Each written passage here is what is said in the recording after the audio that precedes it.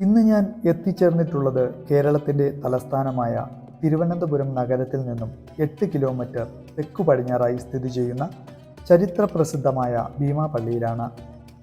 പള്ളിയുടെ പ്രധാന കവാടം പിന്നിട്ട് അകത്തേക്ക് പ്രവേശിക്കുമ്പോൾ മണൽപ്പരപ്പിൽ ഉയർന്നു നിൽക്കുന്ന മനോഹരമായ വർണ്ണശോഭയോടുകൂടിയ മസ്ജിദ് കാണാം. ഭീമാ ബീവിയും മകൻ ഷാഹിദ് മാഹീൻ അബൂബക്കറും അന്ത്യവിശ്രമം കൊള്ളുന്ന സ്ഥലമാണ് ഭീമാപള്ളി. ഭീമാ ബീവിയുടെ നാമത്തിൽ നിന്നാണ് ഈ സ്ഥലത്തിന് ഭീമാപള്ളി എന്ന നാമം ലഭിച്ചത്. ഹിജറ വർഷം 857 പ്രവാചകനായ നബി തിരുമേനിയുടെ ഗോത്രമായ ഖുറേഷി ഗോത്രത്തിൽ അറേബ്യയിലാണ് ഭീമാ ബീവി ജനിച്ചത്. ഇസ്ലാമിക വിജ്ഞാന ശാഖകളിൽ അറിവ് നേടുകയും മതചിട്ടയോടെയുള്ള ജീവിതവുമായിരുന്നു ഭീമാ ബീവിയുടേത്. ബാല്യത്തിൽ നിന്ന് യൗവനത്തിലേക്ക് കടന്നപ്പോൾ അബ്ദുൽ ഗഫാറിനെ വിവാഹം കഴിക്കുകയും അതിൽ ഷാഹിദ് മാഹീൻ അബൂബക്കർ എന്ന മകൻ ജനിക്കുകയും ചെയ്തു. സന്തോഷകരമായി ദാമ്പത്യ ജീവിതം മുന്നോട്ട് പോയിക്കൊണ്ടിരിക്കുമ്പോൾ അപ്രത്യക്ഷമായി അബ്ദുൽ ഗഫാർ മരണപ്പെടുകയും ഭീമാ ബീവിയും മകനും തനിച്ചാവുകയും ചെയ്തു.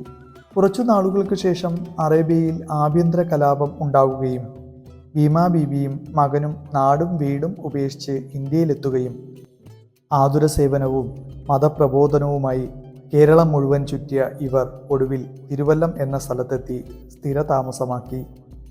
വലിയ വിദഗ്ധനായ വൈദ്യനായിരുന്ന മാഹീൻ്റെയും ഭീമാ ബീവിയുടെയും പ്രശസ്തി തെക്കൻ തിരുവിതാംകൂറിൽ വ്യാപിച്ചു. രോഗികളും കഷ്ടത അനുഭവിക്കുന്നവരും ഇവരുടെ സ്വാധീനത്താൽ ഇസ്ലാമിലേക്ക് മതാരോഹണം നടത്തി. എന്നാൽ സാമൂഹിക ഘടനയിൽ വലിയ മാറ്റങ്ങൾക്ക് സാധ്യതയേകിയ കൺവെർഷനെ തങ്ങളുടെ നിലനിൽപ്പിന് ഭീഷണിയായി കണ്ട രാജഭരണകൂടം വിദേശികളായ ഇവർക്കെതിരെ ഗൂഢാലോചനകൾ മെനഞ്ഞു. കരം നൽകണമെന്ന ഉത്തരവിനോട് ദൈവത്തിൻ്റെ ഭൂമിയിൽ ദൈവത്തിനു മാത്രമേ കരം എന്നു മാഹീൻ പ്രതികരിക്കുകയും തുടർന്നുണ്ടായ യുദ്ധത്തിൽ മാഹീൻ വധിക്കപ്പെടുകയും ഇന്ന് ഭീമാപള്ളി ഇരിക്കുന്ന സ്ഥലത്ത് കബറടക്കുകയും ചെയ്തു. മകന്റെ വിയോഗം താങ്ങാനാവാതെ ഭീമാ ബീവി മകൻ മരിച്ച് 40-ാം ദിവസം ഈ ലോകത്ത് നിന്ന് വിട പറയുകയും ചെയ്തു.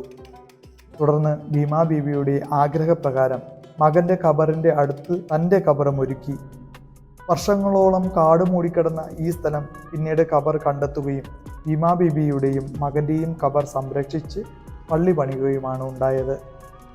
ഭീമാ പള്ളിയുടെ ഖബറിന് തൊട്ടടുത്തായി മറ്റൊരു ഖബറും കൂടിയുണ്ട്. അത് കല്ലടി മസ്താൻ തങ്ങളുടേതാണ്. വർഷങ്ങൾക്ക് മുമ്പ് എവിടെ നിന്നോ വന്ന് ഇവിടുത്തെ ജനങ്ങൾക്ക് താങ്ങും തണലുമായി കഴിച്ചുകൂട്ടുകയും മരണശേഷം അദ്ദേഹത്തെ ഇവിടെ ഖബറടക്കുകയും ചെയ്തു. ഭീമാ ബീവിയുടെ ഖബർ സന്ദർശിക്കുന്നവർ ഇവിടെയും സന്ദർശിച്ചാണ് മടങ്ങാറ്. ഭീമാ പള്ളിയുടെ മറ്റൊരു പ്രധാന ആകർഷണം ഇവിടുത്തെ മരുന്ന് കിണറാണ്.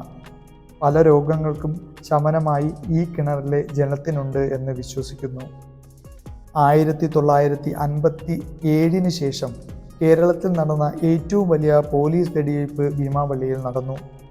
2009 മെയ് മാസം ഭീമാപള്ളിയിൽ 6 പേർ കൊല്ലപ്പെടുകയും 50-ലധികം പേർക്ക് പരിക്കേൽക്കുകയും ചെയ്തു. പ്രദേശത്തെ ലാറ്റിൻ കാത്തലിക് വിഭാഗങ്ങളും മുസ്ലിങ്ങളും തമ്മിലുള്ള തർക്കം സംഘർഷത്തിലേക്ക് നയിച്ചു എന്നാണ് പോലീസ് പറയുന്നത്. എന്നാൽ പ്രദേശത്തെ ചെറിയ വഴക്ക് പോലീസ് വെടിവയ്പിൽ കലാശിച്ചെന്ന് നാട്ടുകാരും പറയപ്പെടുന്നു. ഇന്ത്യയിൽ ലഭിക്കാത്തതും എന്നാൽ വിദേശ രാജ്യങ്ങളിൽ പ്രത്യേകിച്ച് ഗൾഫ് മേഖലകളിൽ സുലഭമായ സാധനങ്ങൾ വാങ്ങുവാൻ പേരുകേട്ട സ്ഥലം കൂടിയാണ് ഭീമാപള്ളി. 10 ദിവസത്തെ ആഘോഷമായ ഭീമാപള്ളി ഉറൂസ് അഥവാ ചന്ദനക്കുട മഹോത്സവം പ്രസിദ്ധമാണ്. ജനലക്ഷങ്ങളാണ് ഈ ഉത്സവത്തിൽ പങ്കെടുക്കുന്നത്. ദിനംപ്രതി ആയിരങ്ങളാണ് ഇവിടെ സന്ദർശിച്ചു മടങ്ങുന്നത്. ജാതിമത ഭേദമന്യേ ആർക്കും ഇവിടെ സന്ദർശിക്കാം. രാവിലെ 5 മണി മുതൽ രാത്രി 10 മണി വരെയാണ് സന്ദർശന സമയം. മറ്റൊരു വീഡിയോയുമായി കാണാം. നന്ദി.